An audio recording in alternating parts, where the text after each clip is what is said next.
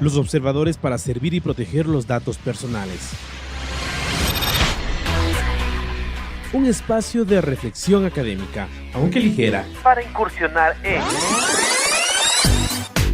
la inteligencia artificial, la biotecnología, el cibercrimen, la privacidad y la intimidad de los datos, las empresas fintech, la blockchain y los variados conceptos en los que se combinan la comunicación y la ciencia. En la cuarta revolución industrial que nos está cambiando la vida. Una producción conjunta de las áreas de Derecho y Comunicación de la Universidad Andina Simón Bolívar, presentada por el Observatorio de Ciberderechos y Tecnosociedad. Bienvenidos. Comenzamos un día más, una mañana más de este programa, el único lugar donde la ciencia es divertida, donde la academia es divertida. Y el saludo de inicio, como siempre, con Lucho. Querido Lucho. ¿Cómo estás, Gonzalo? Muy buenos días a todos nuestros oyentes. Un gusto estar con una nueva edición de Los Observadores. Somos Los Observadores, Lucho y Gonzalo, y observamos las tecnologías emergentes a la luz de las ciencias sociales. ¿Qué tenemos para hoy, querido Gonzalo? Tenemos a Wendy Reyes, una mujer inteligente, guapa, de una enorme capacidad para discutir el tema político. Además, mujer de campaña, mujer de análisis. O sea, tenemos aquí la perfección. Wendy, como es tradicional en nuestro programa, por favor, preséntate. Gracias Gonzalo y gracias Lucho. Qué gusto estar en su programa. Yo soy Wendy Reyes Chiriboga. Por un lado, soy consultora política, soy profesora de la George Washington University, de la Universidad Andina Simón Bolívar y algunas otras universidades del Ecuador, y soy deportista. Así que bueno, ahí tienen un poquito de quién soy. ¿Qué deporte? ¿Un deporte extremo igual que la política? Así mismo, si no, no puedo equilibrar. Entonces me toca soy maratonista y estoy incursionando en el triatlón. Ah, sí, maratonista. Ay, ay, ay. Yo tengo bicicleta eléctrica para los efectos, ¿no? Te puedo acompañar cuando quieras. Bien, y con esta excelente introducción iniciamos la primera sección de nuestro programa. Interestelar, extraños futuros que nos afectan, inteligencia artificial, biotecnología y otras novedades de ciencia y tecnología.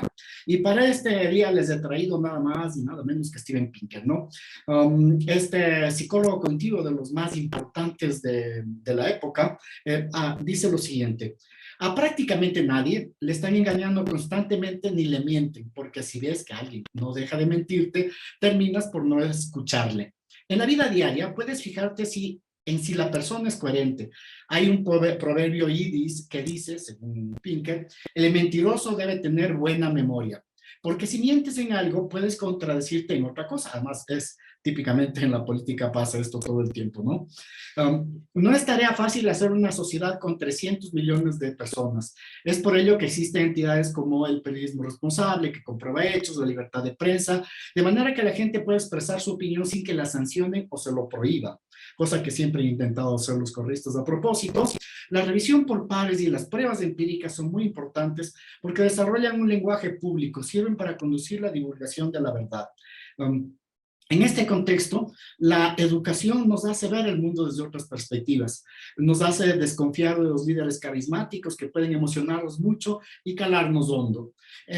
Pensemos en Bolsonaro, o sea, votaron por Bolsonaro, por favor, o sea, de alguna manera les caló. Entonces pensamos, espera, porque a lo largo de la historia ha habido muchos líderes así que han llevado a sus países al desastre. Nos pueden hablar de una cura milagrosa y pensar, pues está respaldada por la ciencia.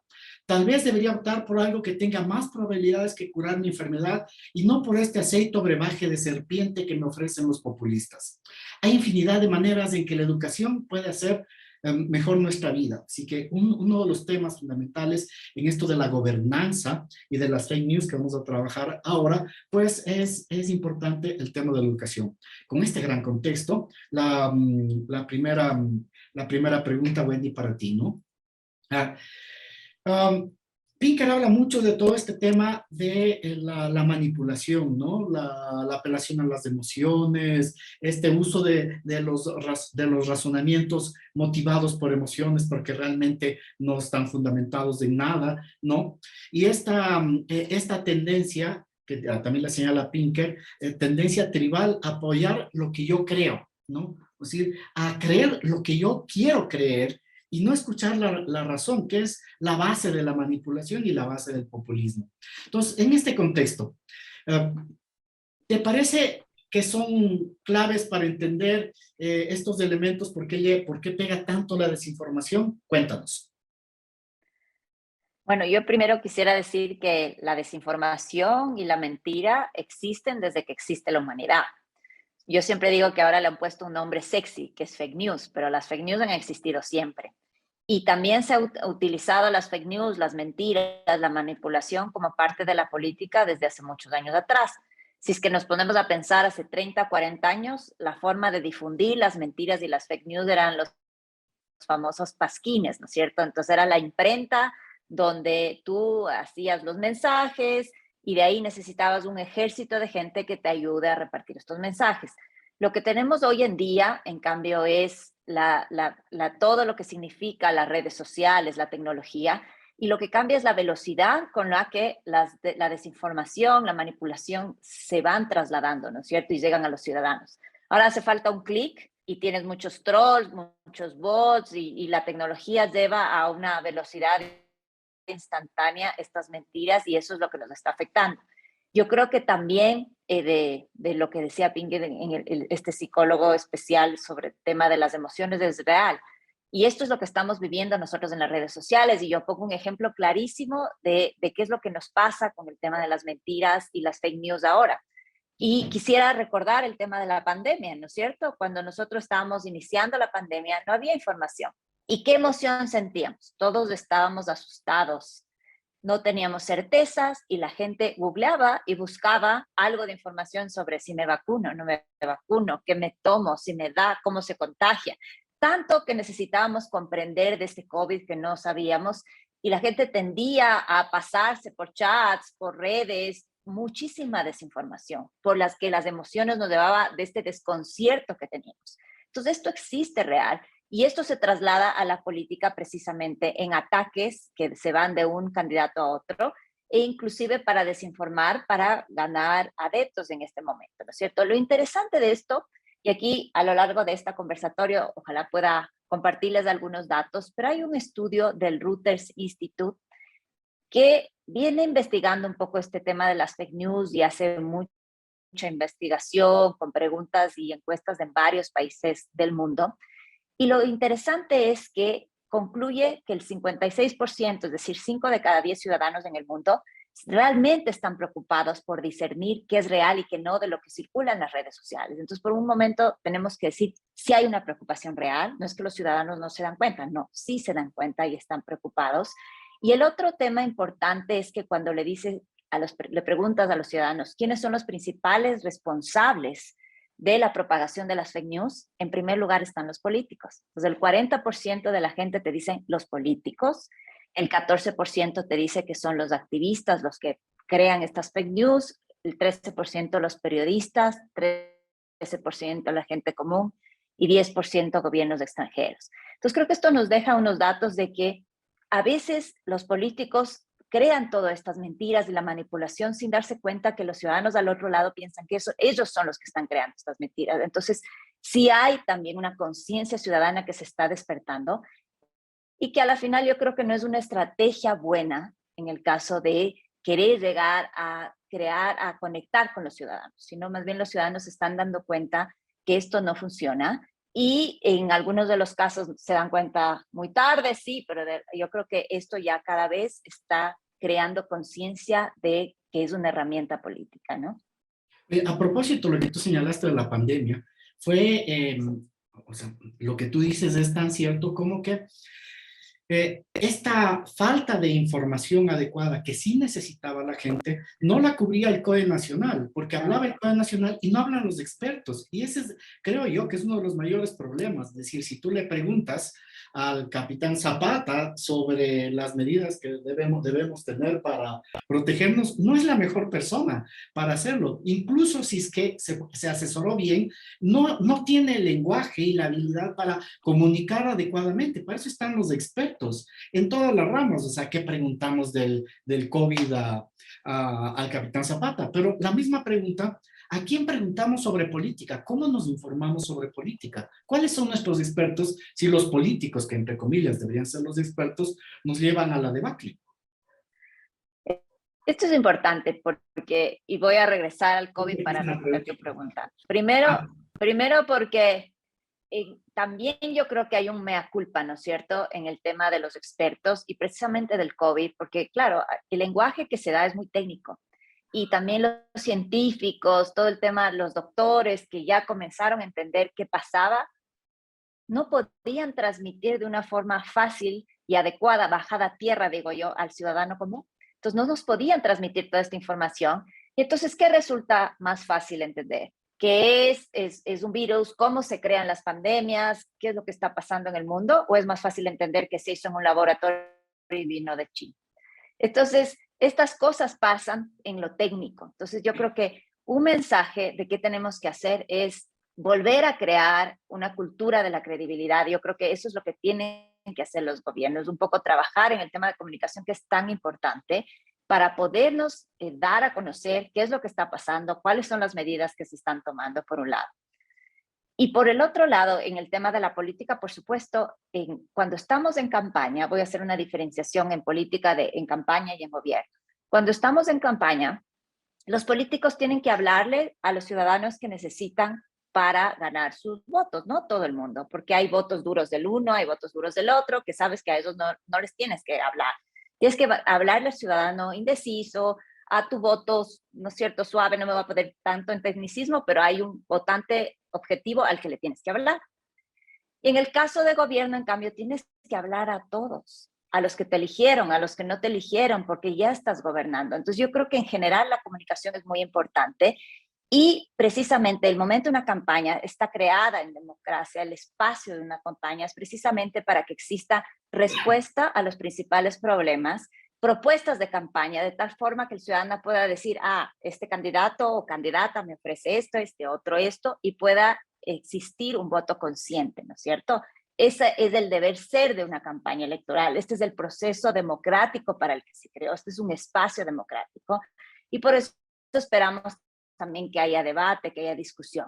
En un gobierno, en cambio, nosotros esperamos ya soluciones, política pública, leyes, realmente que se respondan a los problemas que están sucediendo. En este caso, en el Ecuador, estamos pasando por una crisis económica. Entonces, la economía y la crisis de seguridad, la inseguridad, esos son los dos principales problemas que los ciudadanos están esperando respuesta y que también tenemos un poco de problemas en cuanto a que el gobierno explique qué se está haciendo en este sentido. Entonces, por eso es importante la comunicación y este es el espacio de la política que los ciudadanos esperan. Ahora, si es que yo del otro lado veo que no me hablan con claridad y comienzan los ataques, los trolls, que es lo que yo estoy consumiendo, los memes, ¿no es cierto? Siempre es más fácil reírnos de un meme o el meme nos explica de forma más fácil lo que significa la política.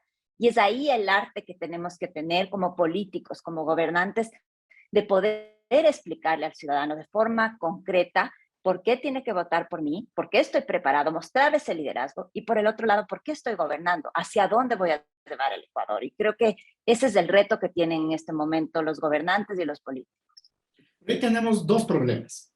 Uno, el tema de las emociones, porque el voto no es racional, el voto es emocional. Así que en teoría no deberíamos explicarnos, sino deberíamos llegar a esas emociones para explicarlos. Y la pregunta es cómo lo hacemos. Y lo otro, que aquí tengo al experto en este asunto, que es el tema de los que hablaremos después, ¿no? Pero ya quisiera dejarlo planteado, ¿no? Que es el tema de qué nos sirve explicar al público, al ciudadano, sobre las mejores condiciones para votar por un candidato, cuando finalmente el algoritmo está leyendo tus intereses y está dándote la información que quieres y no la que necesitas.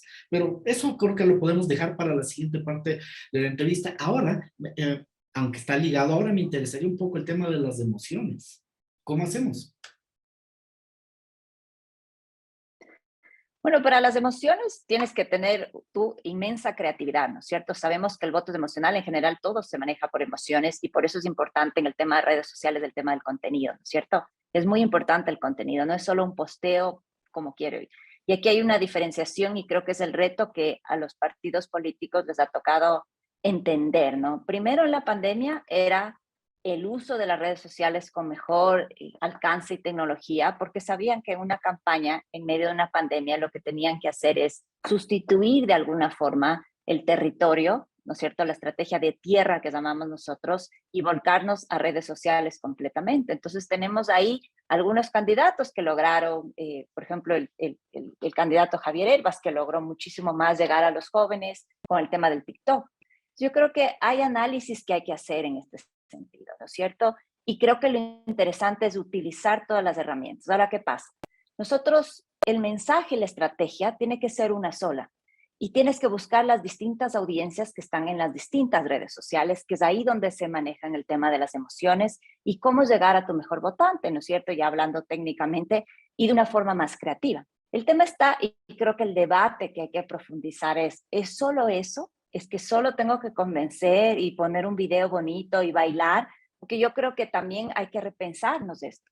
No es solo llegar porque soy chévere, ¿no es cierto? Y salí bien en estos videos y creo que logré entender cómo funciona el algoritmo. Yo creo que hay que profundizar y ese es el reto que tenemos como sociedad, que tienen los partidos, que tiene la política en general, de entender que hay que darle contenido, ¿no es cierto? Y que sí, que hay que manejar el tema de una forma accesible, fácil, divertida, para que llegue mis propuestas de una forma verdadera y real a los votantes.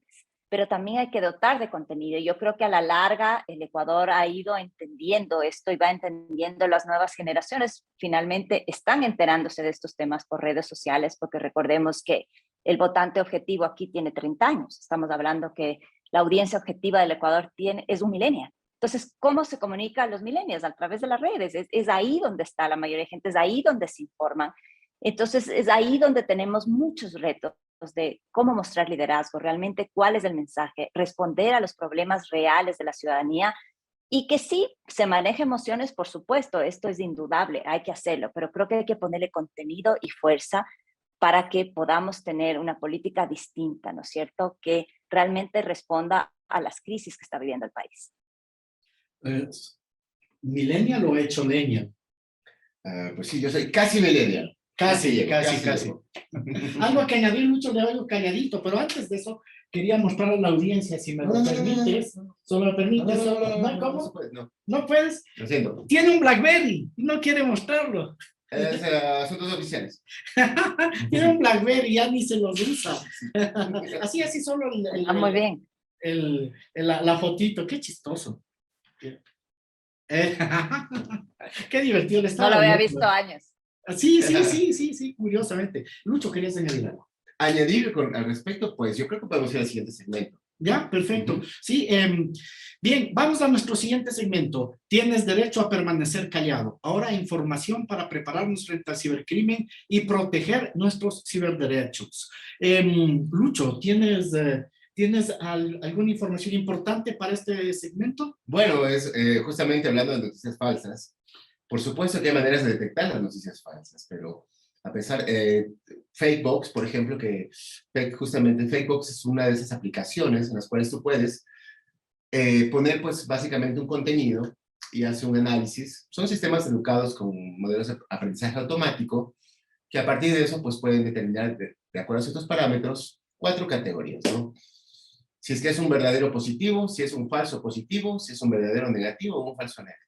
Siempre jugamos con ¿En las vacunas o en...? En todo es lo mismo. Esto de aquí viene del Thomas Bayes, ¿sí? Que era un matemático que pertenecía a la iglesia, ¿sí? Y justamente desarrolló toda esta probabilística, y toda esta teoría de la probabilidad, muy utilizada. Y de hecho tenemos en Machine Learning el modelo que se llama Naive-Bayes, mediante el cual, yo recuerdo que di una capacitación acá en comunicación el año pasado en eso, justamente, de acuerdo a ciertos parámetros, ¿sí? Tú puedes hacer el análisis para tratar de determinar a la final si es un verdadero positivo o un falso positivo sobre todo, ¿no es cierto?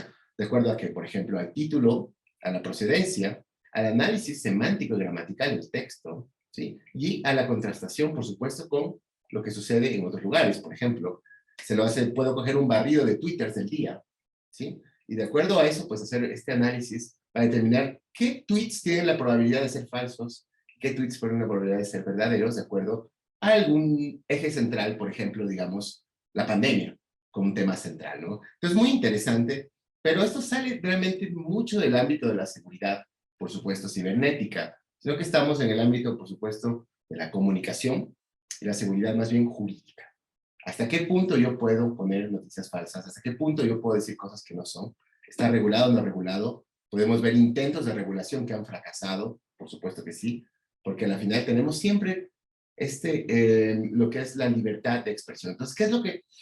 La libertad de expresión conlleva otro derecho, ¿sí?, implícito, que es la libertad de recibir información de fuentes diversas. Por supuesto, lo que va más allá de este ámbito de seguridad jurídica o protección jurídica de derechos y libertades es la personalización.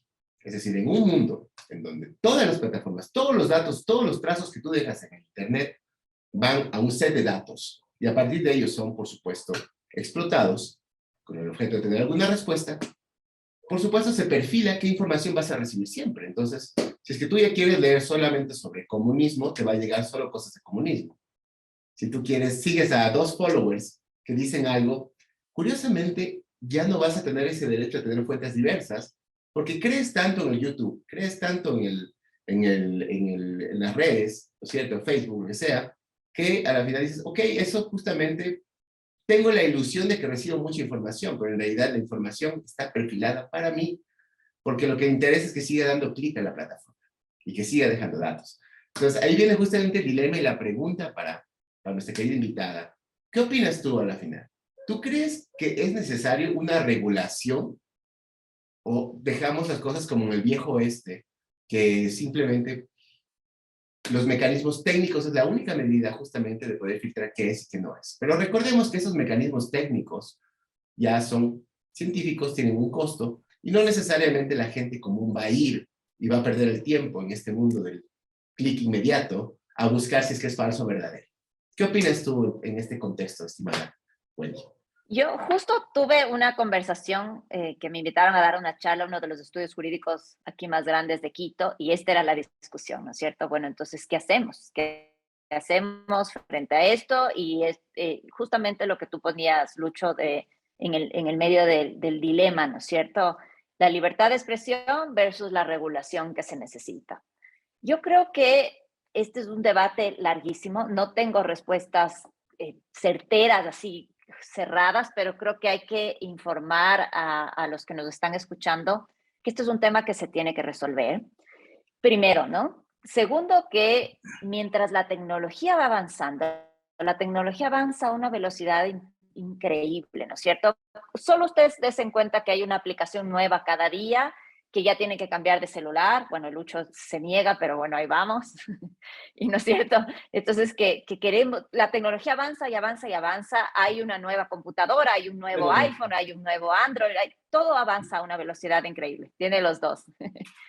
Pero las regulaciones no van a la misma velocidad. Ese es el problema, ¿no es cierto? Y si nos ponemos a entender de dónde vendrían las regulaciones, tienen que venir de la Asamblea Nacional. Y en este momento nuestra Asamblea Nacional no está en el mejor momento. De hecho, es la institución con menos credibilidad en el Ecuador en este momento, con menos confianza. Pero son los asambleístas los que necesitan entender que esto se tiene que discutir, que de alguna forma yo sí creo que hay que regularla, pero no hay que restringir, ¿no es cierto? Porque también tenemos la libertad de expresión, que es lo primero. Pero tenemos que entender que si es que no regulamos con la velocidad que va, también vamos a tener un país en donde hay mucho, sobre todo el tema de los delitos financieros, hay muchísimas cosas que si es que no se están regulando, pasan ahí. Inclusive el tema de la honra, ¿no es cierto? ¿Qué pasa si, y se ha dado mucho ya, y en política se da mucho? ¿Qué pasa cuando comienzan a sacar temas íntimos, sobre todo en el tema de las mujeres? La violencia política a las mujeres es muy fuerte aquí en el país y se han dado. Y entonces yo creo que esto hay que regularlo. ¿Qué pasa si tú a través de las fake news destruyes la reputación de alguien? Yo creo que tiene que tener consecuencias, no podemos dejar algo así. El debate está.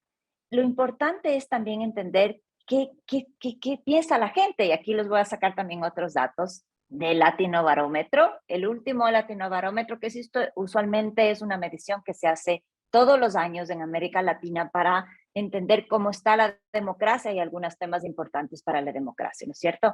En este caso, por la pandemia, el último que sacaron, que lo sacaron recién, fue el del 2018, pero que se lo acaba de sacar, ¿cierto? En este caso sí tengo el del 2020. Y cuando preguntaban si es que a toda América Latina, y voy a sacar el tema del Ecuador aquí, si es que existe libertad para expresar opiniones, usted se siente que tiene libertad para expresar opiniones, en el Ecuador el 62% piensa que no. O sea, 6 de cada 10 ecuatorianos piensa que no existe libertad, no se siente libre de expresar sus opiniones. Cuando se le preguntaba, ¿usted cree que existe consecuencias negativas cuando expresa sus opiniones? En el Ecuador el 69% piensa que sí.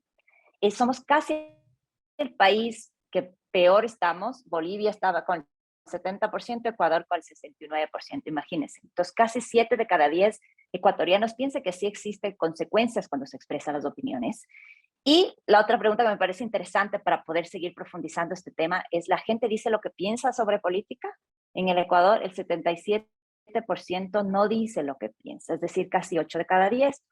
Y aquí vemos también el otro lado, ¿no es cierto? ¿Por qué la gente se escuda también en las redes sociales? Porque no hay una cara, no hay un nombre real muchas veces. Muchos son trolls, pero otras personas tienen cuentas sin dar la cara, y es ahí cuando se comienza a dar los ataques y estos temas que hay que profundizar. Yo creo que sí, yo creo que todavía tenemos que entender y darle buen uso a las redes sociales, buen uso a la libertad de expresión, pero por el otro lado también vemos que existe también un mal uso y que comienza con los propios políticos. O sea, si el propio partido lo que hace en una campaña o en gobierno es decir, atácale al otro y comienza a atacarle directamente al que me hace quedar mal o al que no es de mi línea, entonces, ¿de qué debate público estamos hablando? Y yo creo que esto es súper importante.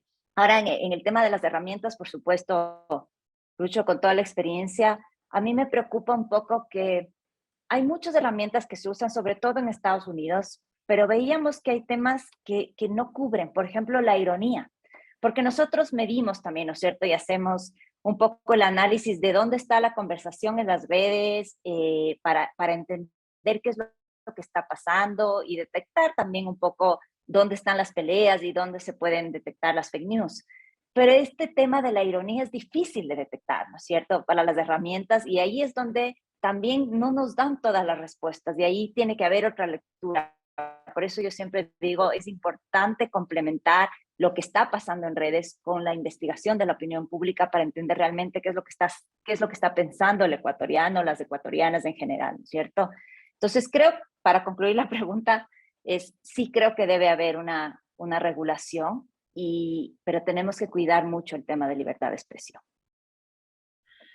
Regulación no es como tú dijiste, regulación no es restricción. El regular es para facilitar. Es como un carril de las bicicletas, ¿no? Eso hay que entender muy bien. O sea, si tienes un carril de la bicicleta, no está impidiendo a los automotores o a las motos andar libremente. Lo que está haciendo es regulando para que no nos pisemos. Me parece que hay que entender eso, porque lo que está intentando hacer, especialmente ciertos grupos políticos, es restringir, cerrar el carril, ¿no? Y que solo pasen ellos, además, ¿no? Solo pasan ellos como autorizados. Y eso me parece que es interesante. Dígame. Yo quería solamente ampliar algo. Justamente hay algunas librerías en Python para lo que es, por ejemplo, TextBlock, para medir el sentimiento, la polaridad sentimental. Justamente aquí tengo unos gráficos, tú puedes ver acá. Es súper interesante porque el humor y la ironía sí pueden ser medibles cuando haces un análisis de texto. Pero, por supuesto, el nivel de exactitud no es tampoco como para dar una confianza ciega, ¿no? Requiere un interpretador, por supuesto. Porque, por ejemplo, tú puedes decir, a mí me fascina ese político, es tan bueno que me quedé sin casa, y es tan bueno que me dejó mi mujer, y es tan bueno que estoy con una depresión terrible. Por supuesto, bueno, depresión ya como que te da todo. Estoy tan alegre como un katsu. Exacto. Pero lo que te decía es que hay dos parámetros ahí. Tú tienes por un lado, por supuesto, las palabras clave, ¿no es cierto? Como por ejemplo alegría, es muy bueno, etcétera. Pero también tienes lo que es la polaridad sentimental. Entonces ahora ya ha evolucionado muchísimo esto del análisis sentimental. Entonces yo creo que justamente estas plataformas como Facebook ya hacen este análisis sentimental. No te puedo asegurar, estimada Wendy, qué tan bueno es a la final, porque depende de caso a caso, pero esa es la línea. Y eso se llaman los modelos de Natural Language Processing, justamente, ¿no? Análisis directamente del proceso del lenguaje. No, no, o sea, vamos en esa línea. Yo creo que, Wendy, en unos 5 años vamos a tener la respuesta. Y del otro lado, Muy bien. ya tienes algoritmos que escriben y que tú no distingues si es poesía, si es música hecha por un robot o por una persona, textos literarios. Así que yo sí estoy de acuerdo contigo, ¿no? El futuro va a ir un poco por allí. Pero hay un tema ahí que tú lo planteaste que te va a hacer una pregunta así bien bonita, ¿no? Bien difícil. Bien linda, sí. Y es la de la epistocracia, ¿verdad? Este autor, que no me acuerdo ahora el nombre en este libro, que tampoco me acuerdo el nombre ahora, pero habla sobre que si para el Congreso tú exiges personas, no es del Congreso, perdón, para el Consejo de la Judicatura, para los consejos nacionales jurídicos, para todos estos organismos de alto nivel que manejan leyes, las cortes constitucionales, etcétera, tú exiges con personal altamente capacitado, ¿no? Altamente. Les haces pruebas, exiges experiencia, una serie de elementos, ¿no? Si esto es válido para estos consejos, para estos comités, ¿por qué no para la asamblea? ¿Por qué no exigir en la asamblea personas formadas en todos los ámbitos que necesita la sociedad para vivir? Tú comentabas en otra entrevista que los asambleístas no sabían que era un metaverso, que creo que pensaban que era un versito más allá. ¿Qué opinas? Primero entender que nosotros somos un Estado democrático y que tenemos una Constitución que nos regula. Entonces, primero entender que la Constitución es nuestra herramienta principal jurídica dentro del Ecuador, en donde están todos los requisitos y todas las formas democráticas que nos expresan, ¿no? La división de poderes y todo. Y ahí están los requisitos de representación. Yo creo que este debate sí se dio en la Asamblea Nacional versus la representación y versus los requisitos. Yo he visto, a mí me parece que ahorita la Asamblea está muy desprestigiada. Creo que en general yo tengo, algunos datos de nuestras investigaciones y en este momento es el 19% apenas, es decir, casi 2 de cada 10 tiene confianza en la Asamblea Nacional, en el Ecuador a nivel nacional, ¿no es cierto? La última asamblea del gobierno anterior, del periodo anterior, la asamblea anterior, terminó con un 10% de credibilidad. Apenas el 10% creía en la palabra de los asambleístas. Yo creo que es un espacio que hay que recuperar. Yo creo que en general el reto en este momento de la política es un poco institucionalizar, trabajar, ¿no es cierto?, en devolver la confianza, devolver sobre todo crear una cultura nuevamente de credibilidad alrededor del país. Yo creo que esto es importante y no solo se da en que deben estar más preparados, porque también hemos tenido gobernantes muy preparados y que han sido un desastre. Muchos. Correctísimo. Sí, sí. Entonces yo creo que el tema, hay un debate altísimo, ¿no? De la representatividad, de la preparación. Yo creo que hay que trabajar mucho en liderazgo. Yo creo que sí se debe preparar más a los políticos, en eso estoy absolutamente de acuerdo. Creo que también es un mea culpa de los partidos políticos porque tienen un presupuesto para hacerlo y a veces simplemente se prenden estos procesos cuando ya están cerca de elecciones. Es decir, en este momento que va a comenzar el proceso electoral, digamos alrededor de octubre, que se inscriben las candidaturas para alcaldías, prefecturas, representantes de juntas parroquiales, ahorita están corriendo y va un mes antes es donde comienzan a ver quién se inscribe, quién no. Recién comienzan a trabajarse en procesos de capacitación, en algunos de los casos, no todos acceden a eso. Entonces creo que también es un problema que tienen los políticos, ¿no es cierto?, en general, y que creo que sí necesitamos políticos más preparados. Pero creo que también es el tema también de la educación, de que necesitamos trabajar en educación en todo el país, ¿no es cierto? En también cómo elegimos nuestros gobernantes, en que exista debate público. Y creo que aquí también va un poco el rol que tienen ustedes, ¿no es cierto? Los medios de comunicación, este tipo de espacios que se profundice en estos temas, que se le diga a la gente, y aquí vuelvo al tema de las fake news, por ejemplo, si es que los ciudadanos no entienden que no todo lo que leen es cierto, tenemos un grave problema. Y vuelvo al tema del algoritmo, ¿no? Cuando yo doy este tipo de capacitaciones y les digo, por ejemplo, personas ya que están en la tercera edad, que usan mucho Facebook, es la red que más utilizan, digo, no todo es real de lo que están leyendo. Y ustedes entran en un momento a hablar entre ustedes mismos. Esto también les pasa a los políticos. Hablan y yo digo, no están comunicándose con los ciudadanos de afuera, son ustedes mismos, porque tienes este problema tecnológico que hay que entender cómo funciona el algoritmo. Entonces, yo, por ejemplo, soy deportista, me gustan los gatos y de repente todo lo que leo es gatos y deporte. Y no es que el mundo es así, no es que a todo el mundo le gusta esto. Entonces, cómo llegar un poco a diversificar tus opiniones es también comenzar a seguir a la gente que piensa distinto a ti, entender que no es un mundo real. Yo digo siempre que hay que pasar del mundo online al mundo offline. Tenemos que volver a tener estos debates y creo que esto es importantísimo para la política, para la democracia y en general. Y creo que hay que tratar de ganarle al algoritmo un poco de esto, ¿no? Y este es el debate que se da. Y algo que me quedaba un poco frente a quién regula, que me hicieron esta pregunta, ¿le vamos a dejar a Facebook, a Twitter, a las plataformas importantes que nos regulen, que nos diga qué es real y qué no? O sea, yo creo que este es un problema también, ¿no es cierto? Claro. Porque no alcanzan a hacer de todo. Sí, y fue, o sea, si es que nosotros recordamos, la última elección en Estados Unidos fue tremendamente controversial. Y nunca habíamos visto que dos plataformas fuertes como Facebook y Twitter le pongan mensajes a un candidato, al presidente en ese momento de los Estados Unidos, que era Donald Trump.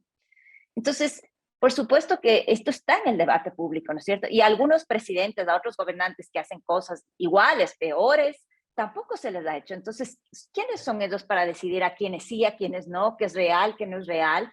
Entonces, creo que este debate sí debe estar. Creo que un poco también tenemos que los medios de comunicación, las personas que estamos de alguna forma en la opinión pública, creo que el tema de el fact-checking que llaman los gringos, pero este tema de este rol que tenían los periodistas de alguna forma de verificar la fuente, de darnos información certera, creo que hay que volver a rescatar. Y entonces aquí es donde yo digo, hay que crear una cultura de la credibilidad y tenemos que los ciudadanos también estar alertas de qué pasa. Y aquí quiero darles otro dato que me parece súper interesante del Reuters Institute. Espérenme que lo tenía aquí. Cuando se le pregunta primero y se le dice, ¿usted cree que tiene miedo de lo que es real y que no? De entender esta preocupación real, de distinguir qué es real o qué no, y la ciudadanía te dice, sí, yo no sé qué es real y qué no. Después vemos que existe más sensibilización para buscar agencias de confianza. Y esto es muy interesante porque también es otro debate que está dado, ¿no es cierto? Porque antes esperabas de un periodista preparado, vuelvo al tema, así mismo como los asambleístas, volvamos a los medios de comunicación. No todo el mundo que hace comunicación es periodista. Ahora podemos, todo el mundo, porque la comunicación hoy es horizontal, absolutamente cualquier persona puede emitir comunicación y transmitir información porque estamos en esta nueva era.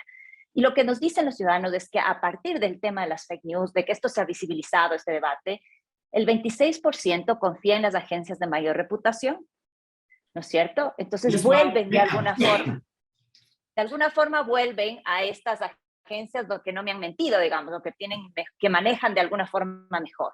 24% dejó de usar fuentes que tenían reputación menos precisa. Entonces, no cubriste bien, no estaba bien, no vuelvo a leerte, no vuelvo a buscar en este espacio, ¿no? 29% de las personas decidió no compartir artículos que consideran noticias dudosas.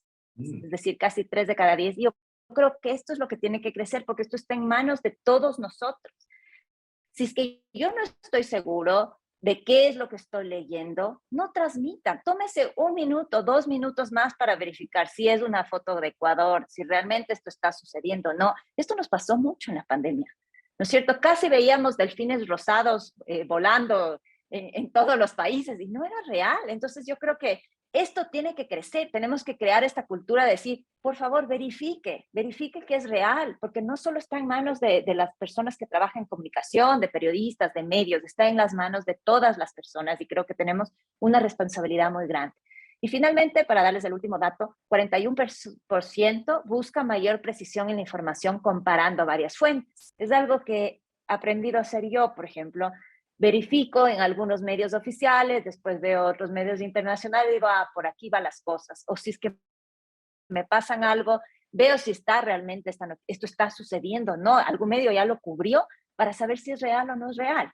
Entonces creo que estas son como algunos consejos que se puede dar a los ciudadanos al momento de trabajar temas, manejar información, para que no nosotros caigamos en ser los primeros en transmitir fake news. Y a veces somos utilizados por la política, pero también a veces somos nosotros mismos que no nos tomamos un minuto más para verificar estas cosas. Quiero, para la audiencia, ya tengo el libro, se llama Contra la Democracia, de Jason Brennan. ¿Sí? El nombre es sugestivo y es muy bueno porque plantea la discusión no está en contra de la democracia en el fondo, sino en contra de una democracia que finalmente no está respondiendo, ¿no? Y una solución ya la acabas de plantear tú, ¿no? No necesariamente tenemos que exigir estudios a los diputados, pero sí podemos formarles y podemos tener unas estrategias de formación en los ámbitos técnicos, sociales, jurídicos y políticos que sean obligatorios para todos los asambleístas y que simplemente se sienten y escuchen a los expertos sobre qué es el metaverso, qué es la infotecnología, ¿no? Cuáles son las consecuencias del Internet de las cosas de nuestra existencia, cuáles son los debates que están pendientes, qué es lo que hace la academia. Y eso nos puede dar una mejor alternativa, un mejor futuro. O sea, yo diría que lo que tú planteas, esto de la formación, es un poco la solución sin salirnos de la Constitución, porque ya me jalaste las orejas diciéndome anticonstitucional, clarísimo. No. Aquí le veo tosiendo al Lucho No, y no sé si es que tiene COVID y yo estoy que ya salgo corriendo, les aviso. No, solo sinusitis, no es lo mismo. Cuéntanos, ¿qué te parece a ti? Pero una cosa a añadir a esto que señalas, y es también la importancia de de educar a la gente, ¿no? Y de no pensar que la gente es boba por así, de la nada, ¿no? La gente está buscando y a veces no tiene las posibilidades también, o sea, no le damos las herramientas, los gobiernos no están trabajando en información, las universidades no están trabajando en información. ¿Qué te parece? A mí primero me parece que todos los que van a gobernar necesitan una capacitación general, ¿no es cierto?, en lo que significa la gobernanza, en lo que significa todo el tema de lo público. O sea, yo he visto muchas personas y gente estudiada afuera, inclusive, que no tienen idea de que una cosa es muy distinta, y lo digo, haber trabajado en una ONG, en una empresa privada, a lo público. Entonces, yo creo que todos tienen que prepararse para este tema. Hablando de los asambleístas, no es posible que lleguen a ser asambleístas sin entender cuál es el proceso legislativo, ¿no es cierto? Sin haberse leído la Ley Orgánica de la Función Legislativa, al menos para entender cómo se hace una moción, cómo son las votaciones. O sea, es tremendo, pero esto pasa y no va, inclusive hay gente muy preparada que no tiene idea. Y así hay gente que no es tan preparada y que tal vez sí se leyó mejor la ley, ¿no es cierto? Entonces, yo creo que todos necesitan prepararse. Absolutamente todos, los que tienen una educación alta, los que tienen menos educación, todos necesitan prepararse. Y creo que lo primero que deberían hacer los políticos es entender cuáles son los principales problemas de los ciudadanos, porque esos están para resolver los problemas, para hacer un mejor Ecuador, para fortalecer la democracia, ¿no es cierto?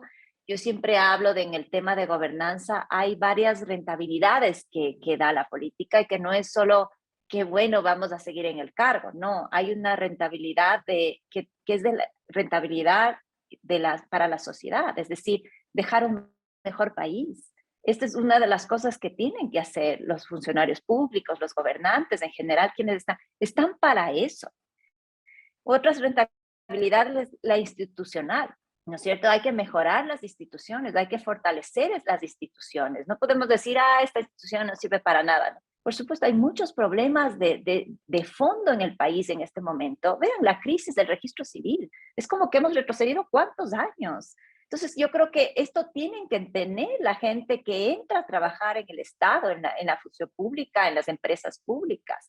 Y finalmente, la rentabilidad política, que claro, es generar confianza, porque si yo respondo al mandato que me dan los ciudadanos, si yo estoy conectada con ellos y estoy resolviendo sus problemas, por supuesto que me van a reelegir o reelegir a mi partido o a alguien de mi misma línea para que esto siga funcionando.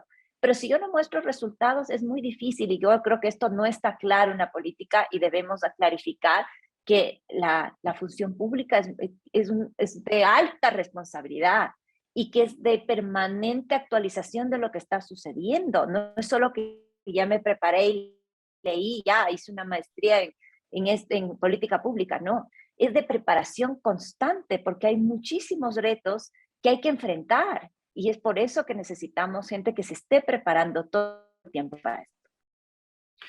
Momento de una pausa comercial para señalar que la Universidad Andina tiene la maestría en comunicación política, de la cual Wendy es profesora, y justamente discutimos estos temas a profundidad. Y uno de esos temas que me pareció así como que dramáticos, lo cuento a manera de anécdota, es que con algunos de nuestros estudiantes que trabajan en los medios tradicionales, los medios de comunicación tradicionales, en las televisoras, por decirlo de alguna manera, ¿no? Tratábamos de diseñar propuestas para que los medios puedan relacionarse, migrar efectivamente, eficientemente a las redes sociales. Pero hay una negación de eso, hay una dificultad de eso, ¿verdad? Entonces tú tienes a personajes, hemos entrevistado aquí a algún personaje de la televisión que da noticias, ¿no? Y yo le preguntaba y le decía, oye, tú tienes un canal en Instagram, pero no es un canal, bueno, tienes un espacio en Instagram y nunca dices nada sobre noticias. Dices, no, es que esto no es lo oficial. Digo, y ahí tenemos el problema, porque ahí es donde te estoy escuchando. Ahí están los jóvenes, los millennials, los centennials, los decenials y todos los zennials, ¿no? Están allí en Instagram, están mirando a sus personajes de confianza, pero que no pueden decir las noticias, ni pueden hacer política, ni pueden hacer comentarios políticos, porque el canal no se los permite. Entonces ahí tenemos una crisis también de falta de adaptación. Totalmente, sí, totalmente. Yo creo que en estos espacios es donde tenemos que abrir el debate, abrir un poco abrir más espacios inclusive para trabajar estos temas y profundizarlos.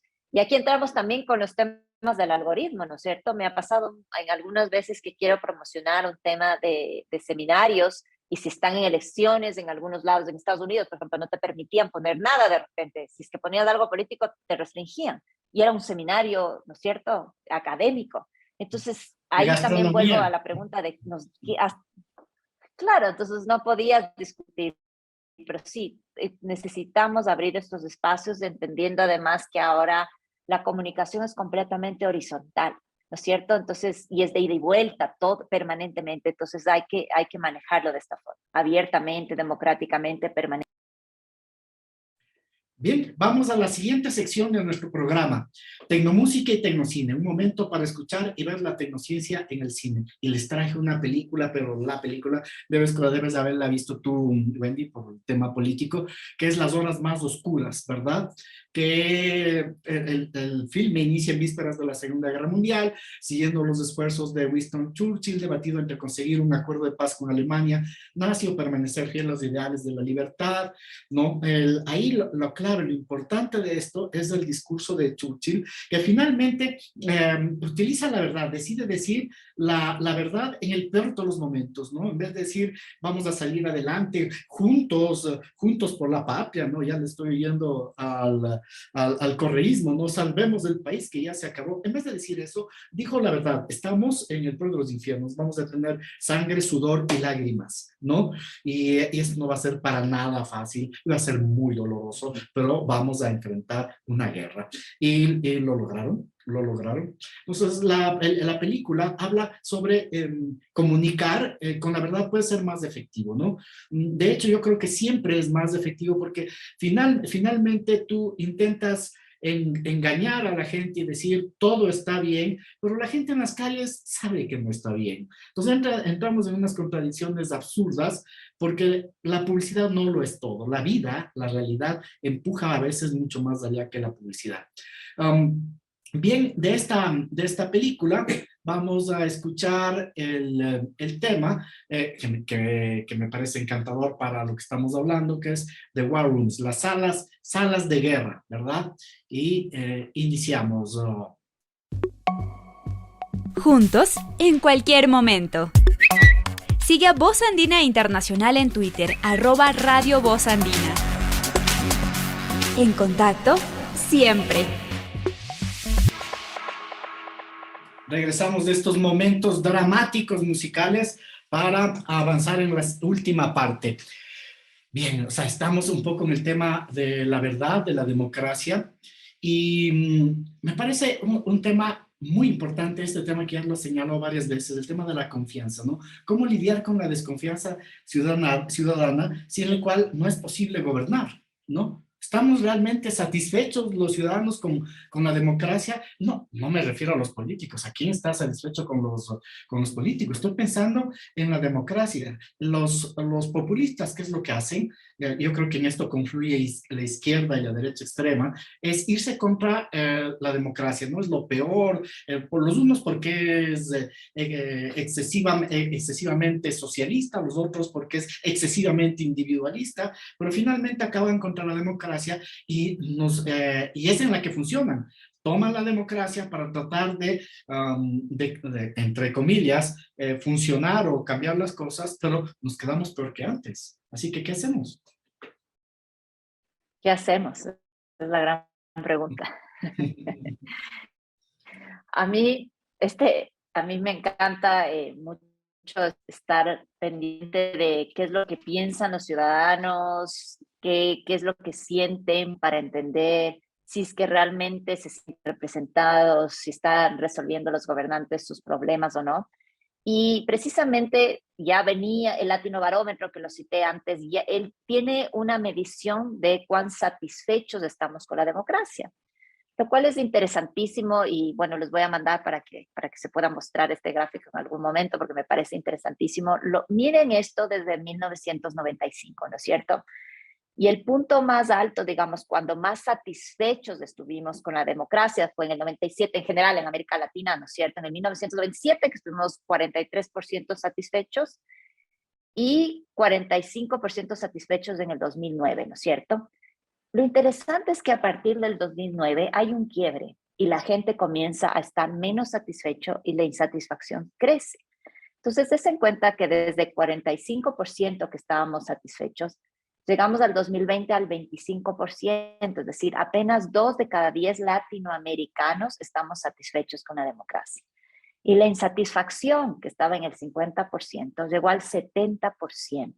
Es decir, 7 de cada 10 latinoamericanos no estamos satisfechos con la democracia, lo cual es un quiebre de 40 puntos, ¿no es cierto? Y hablando en temas porcentuales. ¿Qué pasó en ese momento?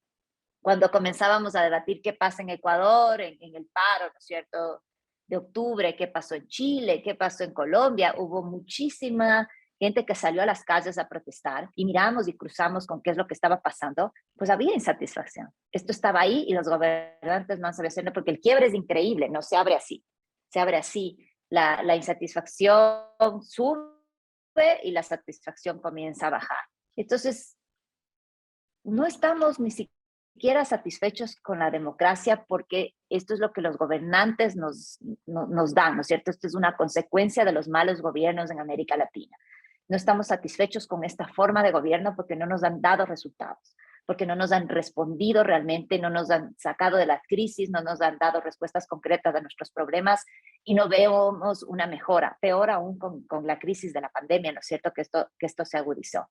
Entendiendo esto, esta era una preocupación personal mía de, entonces, ¿qué pasa? No confiamos. También hay otra medición en el mismo Latinobarómetro de quién confiamos más, y en los políticos confía apenas el 13%, en el Congreso el 20%, en el gobierno el 20 y pico por ciento, y así. Y la institución en la que más se confía en América Latina es la iglesia. Entonces decimos, y las instituciones públicas y todo lo demás La iglesia, existe. después de toda de todo el drama de la iglesia y toda la pedofilia, ¿sabes? Pero es, digamos, es donde está alguna confianza. Esto en general en Latinoamérica, ¿no? Habría que ver por país, hay países que le dan más confianza o no, pero de todas formas en las instituciones que nos gobiernan no hay confianza, ¿no es cierto? Entonces, teniendo en cuenta esto, ahora que hicimos una medición en mi empresa, en la empresa que estamos constantemente tratando de entender qué pasa, hice una pregunta de si es que las personas confían en la mayoría de la gente aquí en el Ecuador. Esto fue hace un mes. Y el 82% nos dice que los ciudadanos no creen en la mayoría de las personas. O sea, no creemos en nosotros mismos, el 82%. 8 de cada 10 no creemos en el otro. A mí me parece un tema muy profundo, muy, muy profundo, porque entonces no creemos en los políticos, no estamos satisfechos con la democracia, no creemos en lo público, pero tampoco creemos en nosotros, en el vecino, en el de al lado. Y creo que es un tema que hay que trabajarlo mucho a largo plazo. Entonces, ¿en qué estamos creyendo? Y vuelvo a lo que dije en algún momento en esto de la cultura de la credibilidad para el tema de las fake news, pero creo que ahora la cultura de la credibilidad se debe abrir para el tema de nosotros mismos, ¿no? De creer en nosotros como país. Yo siempre cuando estoy dando clases y cuando digo cuándo nos sentimos más ecuatorianos es o cuando fuimos al mundial o cuando hay una medalla, ¿no es cierto?, olímpica, que por fin volvimos a ganarla ahora en las últimas Olimpiadas 3. Entonces, cuando decimos, qué bien, soy ecuatoriano, me pongo la camiseta, y en los otros momentos no, nos cuesta mucho, y creo que hay que volver a este tema, hay que debatirlo, hay que trabajarlo mucho, y creo que este es nuestro trabajo desde todos los espacios, cómo construimos una cultura de la credibilidad. Y esto lo dejo porque no tengo respuesta de cómo, pero creo que hay que comenzar a trabajar en este tema muy, muy profundamente. Yo quiero agregar algo ahí. Curiosamente, en cambio, los índices de ingeniería social y de phishing son bastante altos. Quiere decir que los ecuatorianos tal vez creen más en la gente que no conocen que en la que conocen, porque pinchan mucho con los maliciosos. ¿Qué tan grave es esto? Terrible lo que dices hoy. Ajá. Tremendo. Exactamente.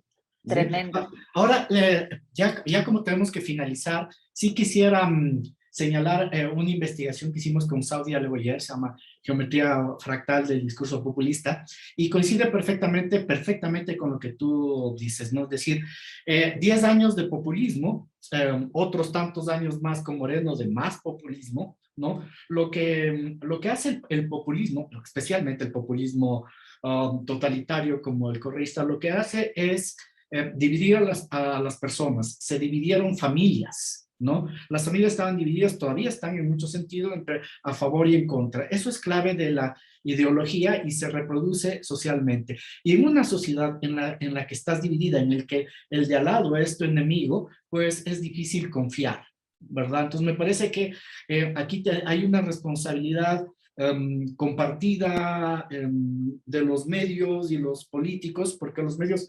reproducen finalmente este proceso. Por ejemplo, cuando presentan debates, ¿no? Y en el debate no hay puntos medios. Entonces ponen a dos personajes para que se saquen los ojos sin llegar a acuerdos. ¿Qué es lo que hace el auditor, el oyente, la audiencia? ¿Qué es lo que hace? Asumir la posición que ya tenía, ¿sí? Mayormente. Raras veces pasa al otro lado, ¿no? Totalmente. Y jamás encuentra una posición intermedia, porque no la tiene. Entonces, ¿cómo confías en alguien si es tu enemigo? Totalmente, pero además con la crisis de inseguridad que vivimos, se te acerca alguien a preguntar algo, a pedirte algo, un favor, y uno piensa que le van a robar. O sea, es tremendo realmente ahora cómo estamos viviendo. ¿Dónde está la vecindad? ¿Dónde está la solidaridad que de alguna forma... Yo recuerdo que fue la pandemia en que decíamos, sí, ayudémonos, y estábamos todos en nuestro mejor momento, de alguna forma al inicio, ¿no es cierto? Pensando en cómo íbamos a vivir después de la pandemia, en cómo ser más solidarios. ¿Dónde se quedó ese sentimiento? Entonces yo creo que hay que volver a sentirlo para trabajarlo, y trabajarlo en la política, en estos espacios. Hay que volver a rescatar y crear una cultura de la credibilidad. Así que bueno, hay que tener más espacios como estos, Gonzalo y Lucho. Así que muchas gracias por su invitación y por todo lo que hemos discutido aquí. Muchas gracias a ti. Lucho, por favor, despida como se debe, sin tosernos. No, todo bien. No estoy enfermo por si acaso. Bueno, muchas gracias, Wendy, por compartir tus opiniones, tus conocimientos. Y con todos, hasta una nueva edición de Los Observadores. Muchísimas gracias por haber estado acá. Y por supuesto, Wendy, estás invitada cuando quieras a compartir algún post, alguna cosa en nuestro sitio web de la universidad. Muchísimas gracias, Wendy. Cerramos. Cyberderechos y Tecnosociedad. Un espacio de reflexión académica para incursionar en los variados conceptos de ciencia y tecnología de la cuarta revolución industrial, que nos está cambiando la vida. Una producción conjunta de las áreas de Derecho y Comunicación de la Universidad Andina Simón Bolívar, presentada por el Observatorio de Cyberderecho